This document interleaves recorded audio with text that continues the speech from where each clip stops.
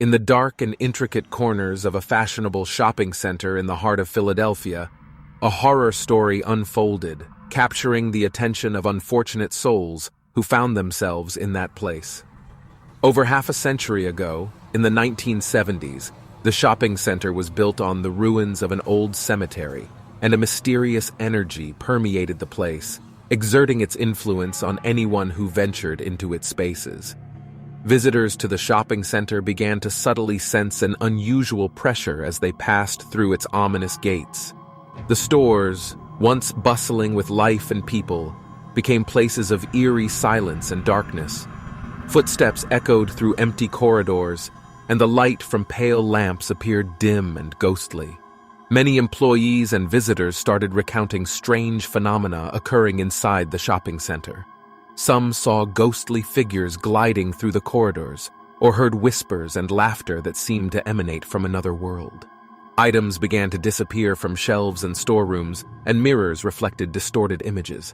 One of the old caretakers, named Walter, spoke of the shopping center's sinister past. He told tales of an old cemetery that once stood in this very spot, destroyed to make way for the shopping center. Walter claimed that the souls of those buried here continued to wander the shopping center, their mournful moans and thirst for vengeance filling the air. With each passing day, the situation within the shopping center worsened. Unfortunate individuals fell into intricate traps and vanished without a trace. Visitors and employees started disappearing one by one, leaving only bloody traces on the cold floors. Rumors spread that an ominous ghost dwelled in the shopping center, devouring the souls of those who dared disturb the peace of the forgotten cemetery. Many became afraid to visit this place, and the empty shelves bore witness to the terrifying tale unfolding within its walls. One night, a group of brave explorers decided to penetrate the shopping center to uncover its dark secrets. Their eyes met empty corridors, dotted with dark shadows. Under the light of their flashlights, they treaded cautiously, expecting any kind of threat. The air was saturated with the stench of decay and horror, as if the souls of the buried found no rest. As the group ventured deeper into the catacombs, the malevolent energy of the shopping center grew stronger. The underground space enveloped them with an atmosphere of fear and dread.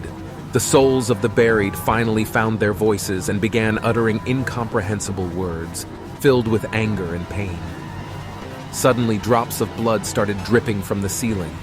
The light from the flashlights distorted, becoming flickering and aggressive. The explorers felt the touch of invisible hands and gradually, but inevitably, lost their connection to reality.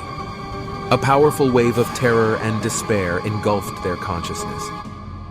In that moment, one of the explorers, named Emily, recalled a story she had heard from the old caretaker, Walter. She remembered how it was said that the souls of the buried were bound to the place of their death and could only leave this world if their curse was broken. In a final attempt to save herself and her companions, Emily began searching for the key to liberating the souls. She sought something within the catacombs that would help break the curse and free the souls, bringing peace to the shopping center. Amidst the gloomy passages and shadowy corners, Emily discovered an old book of rituals and incantations. With skilled movements, she began reciting a spell aimed at banishing the malevolent presence from the shopping center. A powerful swirl of energy surrounded her, and the souls of the buried turned their attention to this bright ray of hope.